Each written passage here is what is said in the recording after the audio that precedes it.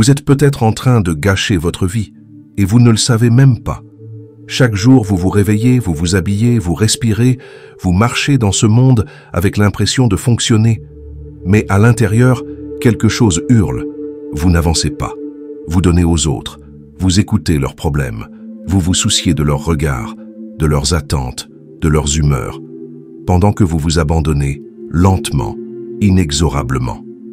Ce n'est pas de la gentillesse, c'est de l'oubli de soi. Et cet oubli, ce renoncement quotidien silencieux, vous ronge. Carl Jung disait que rien n'était plus dangereux que l'homme qui ne s'est jamais rencontré lui-même. Et si c'était vous? Si vous étiez devenu un étranger pour vous-même, quelqu'un qui vit à côté de sa propre vie, tout en jouant le rôle que les autres ont écrit pour lui? Ce script, cette pièce de théâtre social, ce masque, il est peut-être en train de vous étouffer, mais vous êtes tellement habitué à ce rôle que vous ne sentez plus l'asphyxie, jusqu'à aujourd'hui, car si cette vidéo vous attire, ce n'est pas un hasard. Quelque part, une partie oubliée de vous tente de se réveiller. Une partie qui ne veut plus se sacrifier pour des illusions. Une partie qui veut se recentrer, se rassembler, reprendre sa place. Cette voix intérieure qui murmure depuis l'enfance « Et moi, quand est-ce que je vis ?» Ce n'est pas de l'égoïsme, c'est un appel sacré, un cri vers votre propre vérité. Et si vous êtes encore là, c'est que ce cri est en train de se transformer en décision. Concentrez-vous sur vous. Pas demain, pas quand vous aurez fini d'aider les autres. Maintenant, ici. Car chaque minute que vous passez à vous négliger alimente ce vide que vous fuyez la nuit. Il est temps d'entrer en vous, de vous observer sans mensonge, de vous reconnecter à ce qui vibre encore malgré la fatigue, malgré les échecs, malgré tout. Et si vous sentez que cette vidéo met des mots sur ce que vous avez toujours ressenti sans oser l'admettre, abonnez-vous. Laissez un pouce bleu pour que ce message atteigne ceux qui se sont oubliés en chemin. Et dites-moi en commentaire, à quel moment avez-vous cessé de vous choisir? Je vous lis chaque mot, parce que ce que vous vivez mérite d'être entendu. Vous voyez, la vie n'attend pas. Elle ne vous enverra pas un faire-part pour votre propre renaissance. C'est à vous de trancher, à vous de dire « stop ». Parce que si vous ne le faites pas, le monde vous prendra tout, votre temps, votre énergie, votre jeunesse, jusqu'à ce qu'il ne reste qu'une coquille vide, polie par les attentes des autres, mais creuse de l'intérieur. Et c'est là que beaucoup se perdent. Ils se demandent pourquoi ils n'éprouvent plus de joie, pourquoi ils sont toujours fatigués, pourquoi ils se sentent seuls même entourés. La réponse est simple, ils ne sont pas là pour eux-mêmes. Ils n'habitent plus leur propre existence. Et cette absence, ce vide, vous le connaissez. Il vous suit comme une ombre. Alors aujourd'hui, osez lui faire face. Non pas en vous battant, mais en vous recentrant, en vous retrouvant. Il y a quelque chose d'effrayant dans le fait de se choisir. Parce que toute votre vie, on vous a appris le contraire. On vous a appris à vous taire, à faire plaisir, à ne pas déranger, à passer en second, à sourire même quand tout brûle à l'intérieur. On vous a appris que vous valiez ce que vous pouviez donner aux autres, et vous avez appris à aimer en vous effaçant. C'est pour ça que vous avez du mal à dire non, à poser des limites, à écouter vos vrais besoins. Parce que quelque part, dans votre inconscient, vous croyez encore que vous ne méritez pas d'exister pleinement, que vous ne méritez pas d'être libre. Jung appelait cela l'ombre. Toutes les parties de nous que nous avons dû réprimer pour être aimées. Et cette ombre, chez vous, elle est lourde. Elle vous empêche de respirer sans culpabilité. Elle vous empêche de dire « j'ai besoin d'espace, j'ai besoin de moi ». Mais je vais vous dire une vérité que peu osent entendre. Vous ne sauverez personne en vous trahissant. Ce que vous appelez aider les autres est parfois une forme raffinée d'auto-abandon. Une fuite, un mécanisme qui vous garde éloigné de vous-même. Parce que vous avez peur de ce que vous pourriez découvrir si vous vous regardiez en face.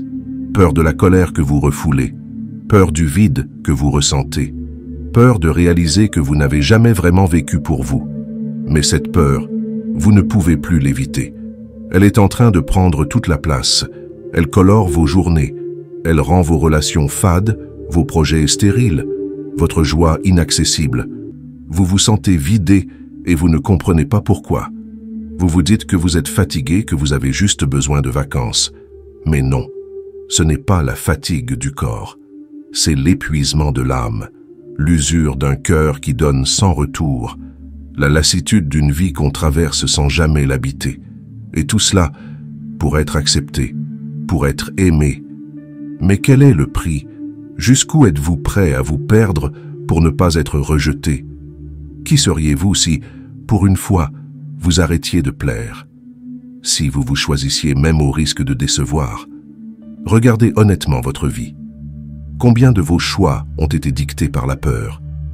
La peur d'être seul, la peur d'être jugé, la peur de ne pas être assez. Et si cette peur, vous l'écriviez en commentaire maintenant, là juste avec vos mots, juste une phrase, sans filtre, parce que parfois écrire c'est déjà commencer à guérir. Et je vous promets une chose, ce n'est pas en devenant ce que les autres attendent que vous trouverez la paix. C'est en osant être ce que vous êtes, même si ça dérange, même si ça secoue tout, parce que votre vérité n'est pas un caprice, c'est une nécessité, et vous le savez. Quelque part, au fond, vous le savez déjà. Il est temps de vous relever de cette longue absence, temps de redevenir le centre de votre propre existence. Vous n'avez pas été mis sur cette terre pour porter le poids du monde entier sur vos épaules. Pourtant, regardez-vous, toujours en train de vous excuser d'exister, toujours en train de devancer les besoins des autres, de prédire leurs réactions, de vous adapter à leurs humeurs. Et vous appelez ça de la compassion. Mais ce n'en est pas. C'est une forme d'auto-sacrifice maquillée, une anesthésie douce. Vous vous tuez à petit feu pour garder la paix. Mais à force d'éteindre votre lumière pour ne pas déranger, vous vivez dans l'obscurité. Et cette obscurité devient normale. Vous en arrivez à croire que le bonheur, la plénitude, l'amour profond ne sont pas pour vous, que vous devez vous contenter d'un peu de reconnaissance, d'un semblant de lien, d'un rôle figé. Vous vous accrochez à des miettes parce qu'on vous a convaincu que le banquet de la vie était réservé aux autres. Et pourtant, regardez-vous, vous êtes encore là. Vous tenez. Vous sentez que quelque chose ne tourne pas rond. Vous avez cette lucidité douloureuse qui vous brûle la poitrine. Ce n'est pas ça, la vie. Et vous avez raison. Ce n'est pas ça. La vie ne devrait pas être une longue attente, ni une suite de compromis vides. Elle ne devrait pas être un rôle secondaire dans le film des autres. Elle devrait être vôtre, profonde, vibrante, intransigeante. Mais pour cela, il faut briser la boucle. Il faut cesser de demander la permission d'être vous. Il faut oser affronter le regard des autres et dire « Je ne vais plus me trahir pour te rassurer ». Et cette phrase-là, elle fait trembler le sol, parce qu'elle remet en cause tous les pactes silencieux que vous avez signés, tous les accords invisibles basés sur votre silence, votre obéissance, votre gentillesse. Mais dites-moi, à force de plier, qu'avez-vous sauvé? Vos relations? Non. Elles sont bancales. Vous-même? Non plus. Vous vous êtes oublié. Alors quoi? Qu'avez-vous vraiment gagné à vous effacer? Rien. Vous avez juste perdu du temps, de l'élan, de la vie. Et il est temps de reprendre tout cela, de cesser d'être un réservoir pour les autres, de cesser de répondre à des attentes qui vous étranglent. Vous avez le droit de dire « j'ai besoin de moi ». C'est même votre devoir, parce que si vous ne vous donnez pas la priorité, personne ne le fera à votre place. Et si vous ne le faites pas maintenant, quand le ferez-vous? Quand vous serez à bout? Quand votre corps criera ce que votre cœur n'a pas osé dire? Ne laissez pas votre vérité devenir un symptôme. Ne laissez pas votre lumière devenir une douleur. Et si ce message vous parle, écrivez-le en commentaire « Je reprends ma place ». Que ce soit une promesse, un acte symbolique, une déclaration de renaissance. Parce que vous le valez, même si on ne vous l'a jamais dit, même si vous ne l'avez jamais cru. Vous avez été brisé bien plus tôt qu'il n'y paraît, et personne ne l'a vu. Personne ne s'est arrêté pour vous demander ce que vous ressentiez. On vous a appris à être fort, à faire avec, à ravaler vos émotions, à sourire pour rassurer les autres. Mais ce que vous avez encaissé, ce que vous avez tu, c'est là, encore.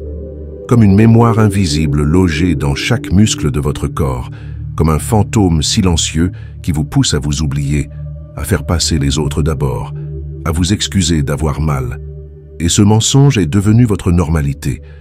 Vous vous êtes construit sur un oubli, l'oubli de vos besoins, l'oubli de votre colère, l'oubli de votre douleur. Mais rien de tout cela n'a disparu. C'est juste enterré. Et vous sentez bien que ça revient, par vagues, par larmes que vous ne comprenez pas, par irritation soudaine, par des nuits où vous ne dormez pas sans savoir pourquoi. Ce n'est pas du stress, ce n'est pas de la fatigue. C'est votre vérité qui tente de remonter à la surface, ce que vous avez refusé de voir trop longtemps, ce que vous avez fui en vous rendant indispensable aux autres. Et je vais vous dire quelque chose de radical. Vous ne guérirez pas tant que vous resterez en dehors de vous-même. Tant que vous serez ce personnage aimable, souriant, serviable, mais déconnecté.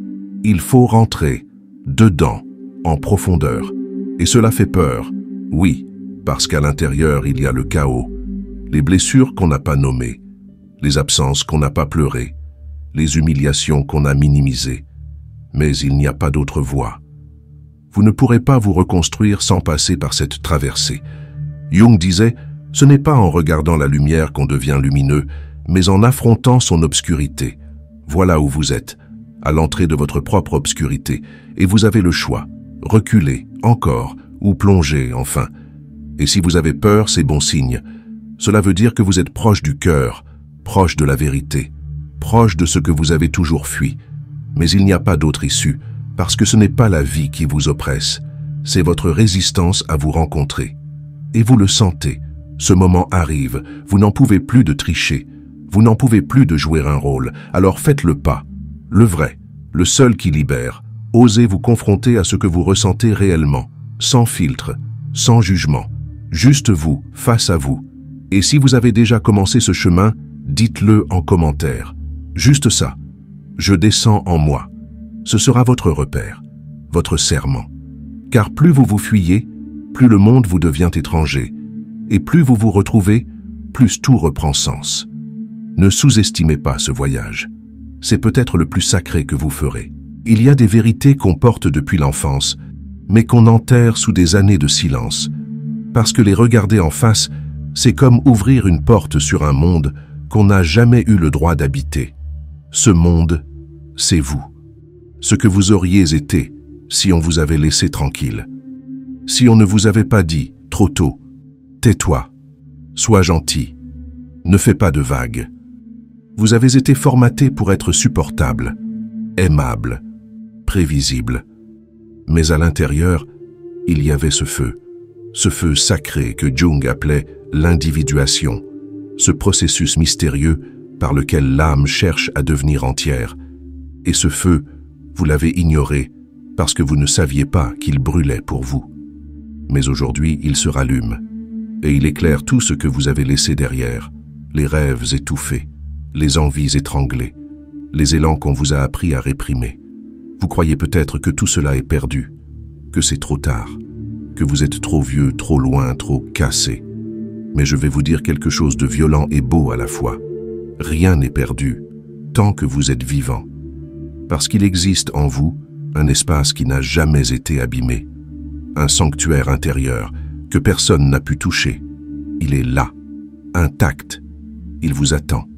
Il attend que vous décidiez de revenir à vous, pas au personnage, à vous, l'être brut, profond, complexe, ce que vous êtes quand vous ne cherchez plus à séduire, à convaincre, à exister dans le regard de l'autre.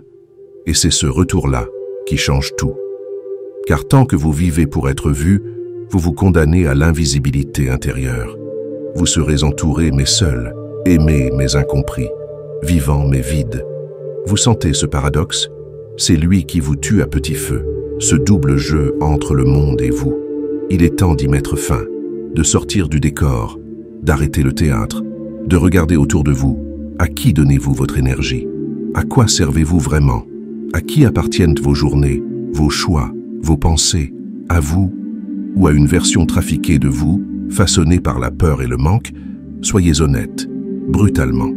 Et si vous sentez que ces mots déchirent quelque chose en vous, écrivez-le en commentaire.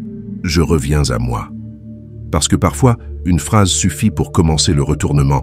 Ce n'est pas de la magie, c'est un basculement.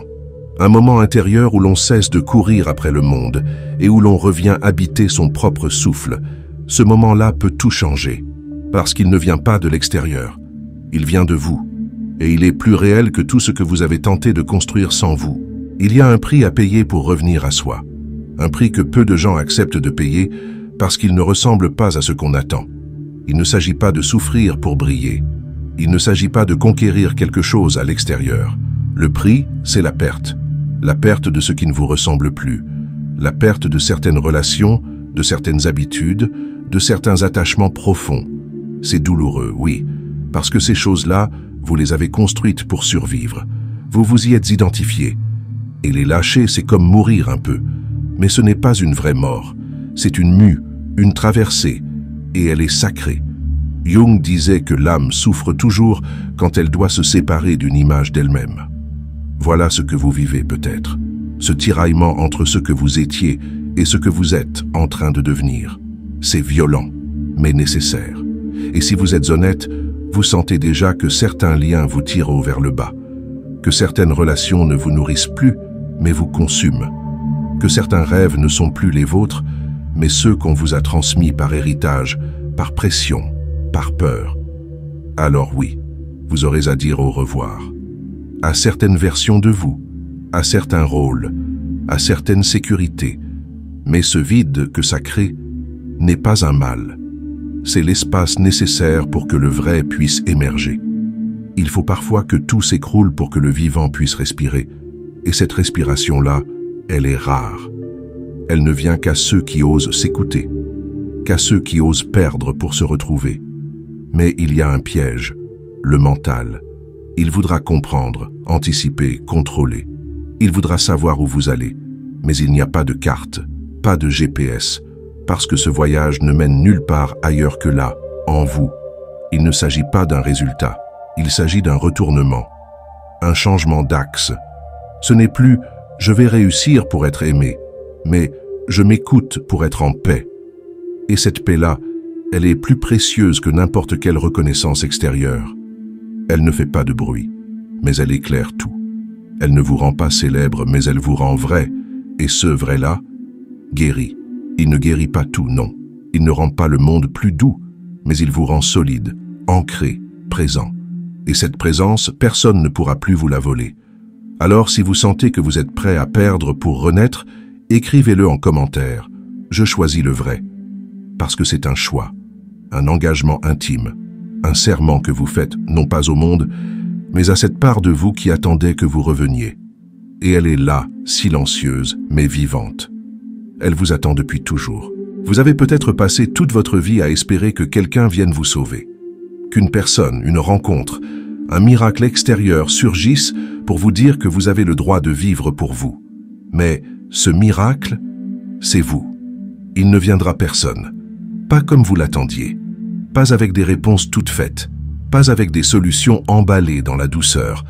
La vraie révélation, c'est que personne ne vous connaît mieux que vous-même. Et personne ne vous doit la réparation. C'est brutal, injuste peut-être, mais profondément libérateur. Parce que le jour où vous cessez d'attendre, vous commencez à créer. Le jour où vous cessez d'espérer qu'on vous aime comme vous êtes, vous commencez à vous aimer en dépit de tout. Et ce retournement-là, c'est le début de votre puissance. C'est là que vous devenez dangereux pour toutes les structures qui vous ont enfermé. Parce que vous n'êtes plus contrôlable. Vous n'avez plus besoin de validation. Vous ne jouez plus un rôle pour qu'on vous accepte. Vous êtes présent, solide, profond. Et vous agissez à partir de ce centre, non plus pour plaire, mais pour incarner. Et cela change tout. Ce n'est plus le monde qui vous définit. C'est vous qui devenez un monde. Vous n'êtes plus un écho. Vous êtes une voix. Et cette voix n'a pas besoin de crier. Elle a juste besoin d'être vraie. Alors bien sûr, cela dérange. On vous trouvera distant, égocentrique, trop centré sur vous. On vous accusera de ne plus être comme avant. Mais c'est justement le but. Vous n'êtes plus comme avant. Vous avez quitté la cage. Et ceux qui profitaient de votre enfermement ne le supporteront pas. Ils essaieront de vous faire douter, de vous faire culpabiliser. Mais vous saurez. Parce que vous aurez goûté à quelque chose d'irréversible. Votre propre lumière. Pas celle qu'on vous donne, pas celle qu'on vous reflète. La vôtre, intérieure, souterraine, vivante. Et vous saurez que quoi qu'il arrive, même si tout s'effondre à l'extérieur, Cette lumière-là reste. Elle devient votre repère, votre temple, votre point de gravité.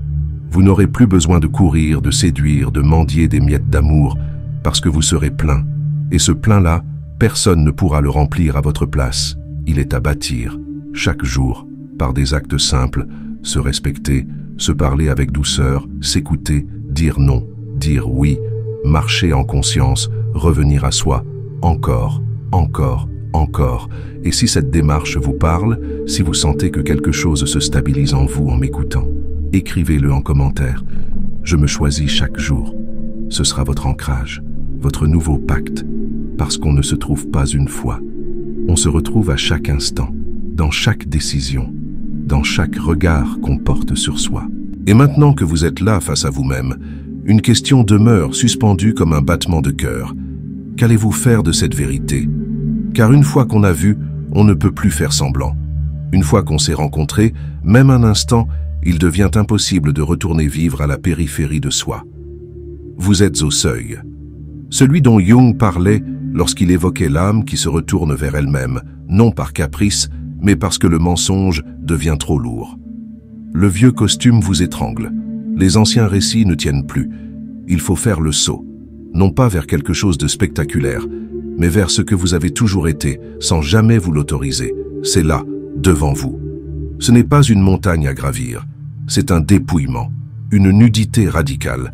Il ne s'agit plus d'ajouter, mais d'enlever tout ce qui encombre, tout ce qui ment, tout ce qui trahit. Et dans ce dépouillement, il y a une beauté, une simplicité profonde, une clarté qui ne fait pas de bruit. On ne devient pas soi à coup d'exploit.